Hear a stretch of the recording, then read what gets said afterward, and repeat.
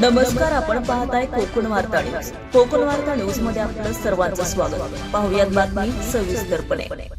मुंबई गोवा राष्ट्रीय महामार्गावरील काही धाबे आणि खाद्यगृहांमध्ये बेकायदेशीररित्या मद्यसेवन सुरू असल्याची गंभीर बाब समोर येत आहे.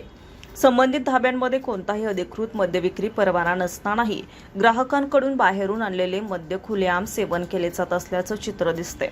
विशेष म्हणजे काही ठिकाणी गुप्तपणे मद्य पुरवठाही होत असल्याचा संशय व्यक्त केला जातोय.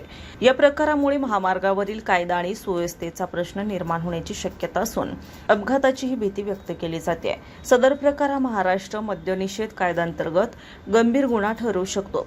परवाना नसताना मद्यविक्री किंवा सेवनास परवानगी देणे हा कायद्याचा भंग असून संबंधितांवर कडक कारवाई होणे अपेक्षित आहे. मात्र एवढ्या उघडपणे बेकायदेशीररित्या प्रकार सुरू असतानाही स्थानिक पोलीस यंत्रणा आणि महाराष्ट्र राज्य उत्पादन शुल्क विभाग यांचं दुर्लक्ष का होत आहे असा प्रश्न नागरिकांमधून उपस्थित केला जातोय.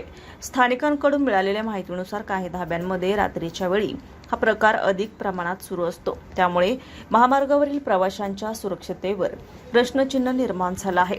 नागरिकांकडून संबंधित धाब्यांची तात्काळ तपासणी करून बेकायदेशीर मद्यसेवनास आळा घालण्यासाठी विशेष मोहीम राबवावी, तसेच दोषींवर कडक कारवाई करावी अशी मागणी करण्यात येत आहे. उघडपणे सुरू असलेल्या या प्रकारांमुळे पोलीस आणि उत्पादन शुल्क विभाग दुर्लक्ष करत आहे का, की यामागे काही वेगळंच कारण आहे असा सवाल देखील उपस्थित होतोय. सदर बाब ही स्थानिक पातळीवर व्यक्त होत असलेल्या शंकांवर आधारित असून संबंधित यंत्रणांनी याची गांभीर्याने दखल घेणं गरजेचं आहे.